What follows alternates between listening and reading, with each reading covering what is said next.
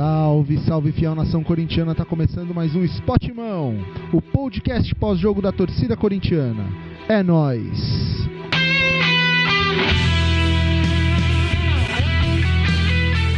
E vai, Corinthians!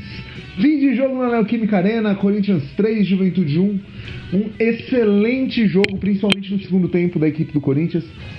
Mas antes de mais nada, queria pedir para vocês seguirem a gente tanto aqui no YouTube como no Spotify, aqui se você estiver ouvindo a gente pelo Spotify, mas também nas redes sociais, principalmente Instagram e TikTok. Tá? Vai ajudar demais o nosso canal, vai ajudar demais o nosso podcast. Algumas novidades hoje, como vocês podem perceber, gravando sem microfone, não estou captando pelo fone. Estou com aparelho novo, né? Novo entre aspas, já tenho esse microfone faz um tempo, mas eu não consegui ajustar a qualidade dele para ficar boa no podcast.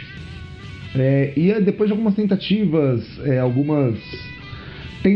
e erros, né, entre erros e acertos aqui do nosso podcast, eu resolvi dar mais uma chance e eu acho que funcionou. Eu acho que eu consegui chegar num ajuste aí de áudio que fique bom, até porque os últimos áudios também estavam me incomodando, o fato de segurar o microfone, muita sensibilidade. Mas vamos ao que interessa, vamos falar de Corinthians, né? Ao invés de ficar falando sobre áudio, vamos falar de Corinthians. E antes de mais nada, eu queria falar sobre o jogo contra o Flamengo. Antes de falar sobre esse jogo contra o Juventude, a gente cantou a bola, a gente falou que o Corinthians tinha tudo para ganhar do Flamengo, o Flamengo vinha com muitos desfalques. E cara, eu falei que esse jogo contra o Flamengo precisava ser a virada de chave e foi. Eu quero pedir desculpa, eu não consegui gravar podcast nesse jogo contra o Flamengo. Eu estava no aniversário durante o jogo, acompanhei o jogo pelo celular, acompanhei com imagem. Eu até queria gravar o podcast, mas na hora que eu fui voltar para casa, cara, aconteceu de tudo, até a bateria do carro acabou. Então eu não tive condições real de gravar o podcast, e vocês sabem que eu não gosto de fazer muito tempo depois. Eu acho que eu prefiro ser mais honesto com vocês e falar depois sobre o jogo, falar no outro episódio do que empurrar um episódio goela abaixo. Até por conta da emoção do pós-jogo. Eu gosto dessa emoção de falar logo depois, de estar ali com o sangue pulsando. Que isso é Corinthians, mano. Isso é Corinthians. E vamos lá, vamos falar então do Corinthians e Juventude. Cara, Corinthians e Juventude era um jogo que o Corinthians ele tinha que ganhar. É a primeira coisa que a gente precisa observar sobre esse jogo. Não havia margem para o Corinthians não ganhar esse jogo. Não havia margem para o Corinthians ser desclassificado. Porque, cara, é evidente. Quem que é o maior desse confronto? É óbvio que é o Corinthians. Não tem comparação do tamanho da grandeza do Corinthians com relação à grandeza do Juventude, com todo o respeito ao Juventude. Inclusive eu falei no último jogo que o Corinthians parecia que estava virando freguês do Juventude. Mas não existe comparação em tamanho de grandeza. O Corinthians é infinitamente maior do que o Juventude, então é óbvio que a responsabilidade de passar era do Corinthians. Moral, o Corinthians fez a sua obrigação. O Corinthians fez o que tinha que ser feito. Com muito sofrimento, é verdade, não precisava ser dessa forma, mas foi. E o Corinthians passou, vai para sua terceira semifinal de Copa do Brasil seguida. Mas como que foi esse jogo? Bom, antes do jogo, a gente precisa falar da contratação bombástica de Memphis Depay pelo Corinthians. Muitos desacreditavam, muitos falavam que era inviável, muitos falavam que era um absurdo, mas o Corinthians mostra o seu tamanho. Que outro time no planeta Terra, na situação que está o Corinthians, tanto de dívidas como de situação na tabela do campeonato? Recentemente nós tivemos o Arthur Cabral aí que não quis vir justamente por conta desse risco de rebaixamento. Que outro time seria capaz de trazer o camisa 10 de uma das grandes seleções europeias como a Holanda? Que outro time conseguiria trazer o segundo maior artilheiro da história dessa seleção? O Memphis Depay ele chega para resolver um problema sério no ataque do Corinthians.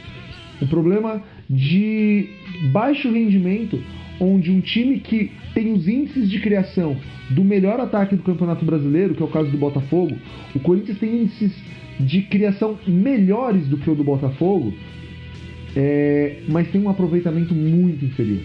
mas muito inferior. Tanto que chega a ser um dos piores ataques da competição. Isso é reflexo do problema que nós temos na nossa linha de frente, e que o Depay ele chega para resolver. Tanto ele quanto o Carrilho. Eu acho que são dois jogadores que chegam para tentar sanar esse problema. E claro, a gente não pode esquecer que o Héctor Hernandes também chega com essa missão. Eu vejo hoje um Corinthians se montando, se preparando, pensando numa permanência nesse ano na Série A. É óbvio, é a preocupação maior, é a responsabilidade maior, mas já se preparando visando 2025. E meu amigo, o Corinthians ficando na Série A em 2025 vai ser muito difícil para esse time. Mas muito difícil, porque o time está se encaixando, o Garro está jogando demais. E se continuar dessa forma, o Garro criando, o ataque que o Corinthians está montando vai ser avassalador. Então, o Depay foi apresentado antes do jogo. Festa bonita, uma apresentação digna. Mas a gente não está aqui só para falar do Depay, a gente está aqui para falar... Perdão, a gente não está aqui para falar do Memphis, ele não gosta desse chamado de Depay, e nós vamos respeitar isso aqui, a gente precisa acostumar. Não estamos aqui para falar só do Memphis, nós estamos aqui para falar do jogo, Corinthians e Juventude. O que foi esse jogo Corinthians e Juventude? Bom, vamos lá. Primeiro a gente tem que falar sobre arbitragem. Não dá. Jogo após jogo, rodada após rodada, torneio após torneio, e a arbitragem ela volta a ser assunto aqui no podcast. O Wagner Magalhães ele não pode apitar mais jogo do Corinthians. É absurdo o que esse cara faz contra o Corinthians. Toda vez que esse cara apita jogo do Corinthians, ele dá um jeito de prejudicar o Corinthians de uma forma cada vez mais absurda. Primeiro que ele já tinha dado um cartão pro Garro num lance que não precisava dar cartão. E num lance pouco tempo depois, ele simplesmente ignora que o Garro tomou uma entrada muito pior do que a que ele tinha dado. E ele não dá cartão. Então assim, são dois critérios. Ele é um juiz que se perde, ele é um juiz que ele é dependente do VAR para apitar. Ele não tem convicção alguma do que ele faz em campo. Prova disso é no primeiro gol que o Juventude faz.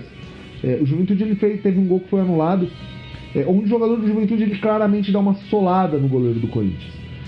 A gente pode ficar debatendo aqui se acertou ou não o Hugo, se a bola estava no chão. O fato é que a bola já estava em domínio do Hugo. O Hugo já estava com a bola em suas mãos. E a regra é clara, a partir do momento que o goleiro tem a bola em sua posse, nenhum jogador pode chegar e chutar aquela bola, independente dela estar no ar ou dela estar no chão. Se ela está em posse do goleiro, ela é do goleiro. O goleiro ele é intocável. E o jogador de Juventude ele chega dando uma solada. Então, por mais que a bola pudesse estar em disputa, é uma solada. Não é uma dividida. Ele chega com a sola. Solada é falta. Não tem o que se discutir. E o cara ficou simplesmente 2 minutos olhando um vídeo para constatar o óbvio. Beira o absurdo isso. E aí no segundo lance, o gol que foi validado, inclusive um absurdo esse gol ter sido validado, nós temos o jogador de Juventude fazendo 2 faltas no mesmo lance. A gente pode falar aqui sobre o Hugo. O Hugo ele errou no lance, ele errou. Era uma bola para ele socar. Era uma bola que ele não encaixa. Se você ver o vídeo, ele vai com as mãos e ela passa, atingindo até mesmo o rosto dele.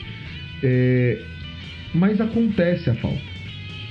É inegável que a falta acontece. Inclusive acontece antes uma falta no Fagner. E aí eu quero lembrar que esse mesmo Wagner Magalhães apitou a final da Copa do Brasil de 2018, onde ele anula um gol do Pedrinho, alegando que o Jadson teria feito uma falta no Dedé. Hoje ele não seguiu esse mesmo critério, porque até então ele dá uma falta do Jadson no Dedé fora do lance. Só que hoje ele vê a falta no Fagner, porque ele viu a falta, ele viu se a bola já tinha saído, então ele viu que ali no Fagner foi falta, só que ele opta por ver o restante do lance, para ver se aquele jogador tinha influenciado no lance do Hugo.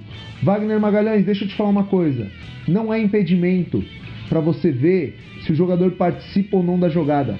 Falta é falta, independente dela acontecer na jogada ou fora dela, tá? E você usou exatamente esse critério para anular um gol do Corinthians lá em 2018, que nem falta foi, tá? Porque o Dedé do chão ele olha para ver se tinha sido gol ou não, e depois põe a mão no rosto. Então assim, você é ridículo. Você é ridículo apitando. Aliás, a arbitragem brasileira está ridícula. CBF, é urgente a profissionalização dos árbitros no Brasil. Eu detesto concordar com o André Sanches, mas quando ele votou contra o VAR, alegando que a arbitragem precisava ser profissionalizada antes de implementar o VAR, ele tinha razão. E nós estamos vendo isso. E não é só com o Corinthians que acontece. Eu não estou aqui falando sobre roubo, eu não estou aqui falando sobre prejudicando só o Corinthians. É geral. É uma situação generalizada no Brasil. O VAR, não só o VAR, mas a arbitragem no Brasil, ela é péssima, ela é ridícula, ela é medíocre. E isso precisa ser revisto. Enquanto a CBF não profissionalizar os árbitros, a gente vai continuar vendo coisas bizarras como esse Wagner Magalhães apronta toda vez que apita jogos contra o Corinthians. Tem alguns que são ruins, tem alguns que são horrorosos. É o caso do Wagner Magalhães. O Wagner Magalhães está nessa prateleira dos piores árbitros do Brasil. Bom, sobre o jogo. É impressionante como o Romero ele aparece nos momentos que o Corinthians precisa dele. É impressionante o protagonismo que o Romero tem nesse time do Corinthians. Ele não é um jogador que pra mim seria titular. Ele não é um jogador que pra mim deveria começar jogando. Ele não é um jogador pra mim que tem cadeira cativa e joga os 90 minutos. Mas quando o Corinthians precisa dele, ele aparece e isso merece ser ressaltado. Romero, você é gigante. Você não é o maior artilheiro da Neoquímica Arena à toa. Você é o nosso o nosso ídolo. Eu não sei nem como explicar, cara. Eu não tenho palavras para descrever o Romero. Eu posso xingar ele quantas vezes for aqui no podcast, mas é um amor platônico, cara. Não tenho palavras para descrever o menino Romero. Eu queria falar sobre o Thales. Thales Magno, que jogo após jogo ele se mostra muito importante nesse desafogo do time do Corinthians, nesse controle de bola no ataque do Corinthians. O Thales Magno em campo ele permite também esse crescimento tanto do Romero como permite também que o Yuri apareça. O Yuri, verdade, fez uma partida muito apagada. Se espera mais do Yuri, principalmente agora. Mas o Thales Magno ele começa a mostrar ali que ele veio para ajudar a organizar esse ataque do Corinthians. Inclusive, para mim, o Thales Magno ele é titular nesse novo trio de ataque. Para mim tem que ser Thales Magno, Carilho e Depay. Memphis, Depay. Sobre o primeiro tempo, achei o time muito desatento. Não desatento, eu acho que nem é desatento a palavra certa. Eu acho que é um time nervoso. O Corinthians ele entrou pilhado, ele entrou nervoso, ele entrou preocupado com esse resultado. Fez 1-0 e começou a bater cabeça, tomou aqueles 2 gols. São coisas que não podem acontecer. E tem acontecido com muita frequência essa desatenção. O Corinthians muitas vezes ele se mostra nessa desatenção. Essa desatenção é costumeira no time do Corinthians. E nós temos tomado muitos gols por conta dessa desatenção. Tá na hora de isso acabar. Tá na hora dessa desatenção acabar. O Corinthians não pode ter tantos gols sofridos de forma desatenta como acontece com tanta frequência e como aconteceu hoje, né? Mas felizmente no segundo tempo voltou outro time. A conversa no vestiário funcionou. O Corinthians voltou ligado no 220 e correndo atrás do resultado. Só que aí acontece mais uma vez um fenômeno que acontece em todo jogo na Neoquímica Arena. O Corinthians, eu acho que ele pode pegar... deixa eu pensar aqui. Num time qualquer. Assim, qualquer, né? Com todo respeito. Sempre. O Corinthians pode pegar o Retrô de Pernambuco, cara. Que é um time aí se tiver na 4ª divisão. O goleiro dos caras vai virar o Neuer pegando aqui. É inacreditável o que acontece com os goleiros quando eles jogam na Neoquímica Arena contra o Corinthians. Os caras viram o Neuer. Os caras pegam até pensamento, não passa nem sinal de Wi-Fi. É inacreditável o que o goleiro do Juventude pegou no segundo tempo.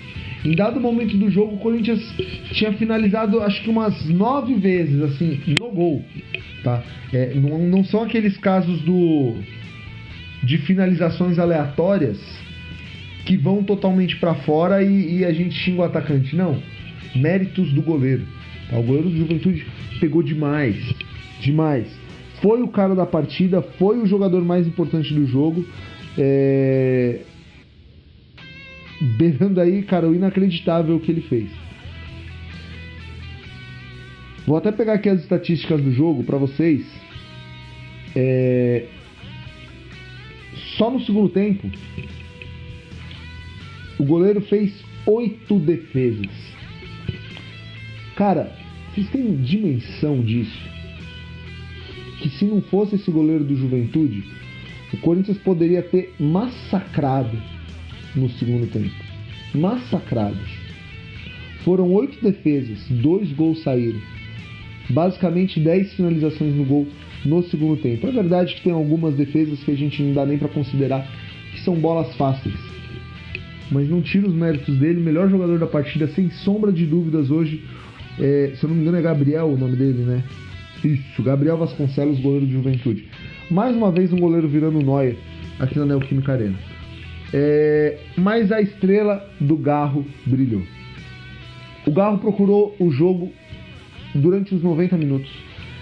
Criou, finalizou e em uma dessas finalizações, uma bola venenosa, o goleiro não consegue desviar ela para fora.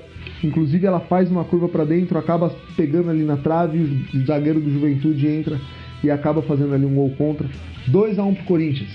E quando tudo parecia caminhar para os pênaltis, Rodrigo Garro cruza na área e André Ramalho de cabeça bota para dentro do gol, garantindo a classificação e quase me deixando rouco. Cara, o Corinthians ainda vai matar seu torcedor do coração. É inacreditável. O Corinthians faz 3 gols. Efeito Memphis Depay? Não sei. Efeitos dos novos atacantes? Efeitos de um ataque? Efeitos talvez do treino? A gente viu que o Corinthians treinou finalização nessa semana. Não sei, talvez uma mistura de tudo isso. O fato é que o Corinthians não fazia 3 gols desde julho. No jogo contra o Vitória, onde nós saímos vencedores por 3-2. E antes disso tinha feito 3 gols apenas em maio, contra o Racing do Uruguai e antes contra o Argentino Júnior. Diante de um ataque que aproveita poucas oportunidades, diante de um ataque que sofre para converter as chances, hoje funciona. Mas mais uma vez vale a gente destacar, dos atacantes do Corinthians, só quem fez gol foi o Romero, fazendo no caso o primeiro gol, sendo os outros 2 um gol contra numa boa finalização do Garro e um gol de cabeça num cruzamento de um zagueiro. Então vale sim essa atenção. Eu estou muito ansioso para ver esses jogadores que o Corinthians trouxe agora nesse final de janela. Eu quero muito ver como que vai funcionar esse ataque do Corinthians. O Corinthians tem absolutamente tudo para sair dessa má fase. Eu já cantei a bola aqui, o Corinthians precisa engatar 3 vitórias seguidas. 3 ou 4 vitórias, o Corinthians já se tranquiliza na tabela, sobe e já praticamente vai garantir a permanência. E pode se focar nas Copas. Tá? O Corinthians ele precisa dessas Copas. O Corinthians precisa principalmente da Copa do Brasil ou da Sul-Americana. Qualquer uma das duas. Eu particularmente preferiria a Sul-Americana. Eu acho um caminho mais fácil. E eu acho um troféu que o Corinthians ainda não tem, que nos garante também na Libertadores da mesma forma que a Copa do Brasil. Mas é importante para reconquistar a sua torcida. Cara, reconquistar a torcida não é a melhor expressão, porque a torcida do Corinthians já é apaixonada, mas para se conectar de novo com a sua torcida, para trazer essa vibração, esse grito de campeão que há tanto tempo está entalado na garganta do torcedor corintiano. Pode me chamar de iludido, pode falar que eu já estou imaginando alto demais, que eu já estou sonhando alto demais. mas é fato. Se o Corinthians engatar mais 2 ou 3 vitórias aí seguidas no Campeonato Brasileiro, ele respira, ele sai da zona, ele fica mais tranquilo e aí, meu amigo, pode começar a focar na Copa Sul-Americana, na Copa do Brasil. E eu ainda acredito que um título a gente ainda vai comemorar esse ano. Próximo jogo do Corinthians, pelo Campeonato Brasileiro, enfrentamos o Botafogo no estádio Newton Santos. Jogo esse que provavelmente marca a estreia de Carille. Não sei se vai marcar a estreia do Memphis. Quase que eu falei DP de novo, mas não falei. Vai marcar a estreia do Memphis. E é importante a gente falar, cara. Eu acho que pode dar bom esse jogo. Eu acho que pode dar muito bom esse jogo. Assim como foi contra o Flamengo. O Corinthians, se ele entrar ligado, encarando esse jogo como uma decisão... Eu não tô falando aqui de empate não, tá? Eu vejo muitos corintianos falando, um empate contra o Botafogo seria bom. Eu acho que dá pra ganhar. Eu acho que dá pra gente arrancar uma vitória do Botafogo lá. O Corinthians tem tudo pra fazer isso. É um time que tá se encontrando, é um time que tá se organizando e agora tem atacante pra fazer esses gols. Nós esperamos que nesse jogo contra o Botafogo a gente consiga sair com os 3 pontos lá do Rio de Janeiro. Jogo esse que acontece sábado às 21 horas. Fiel, muito obrigado por ficar com a gente até agora. Um abraço pra vocês, é nóis. E vai, Corinthians!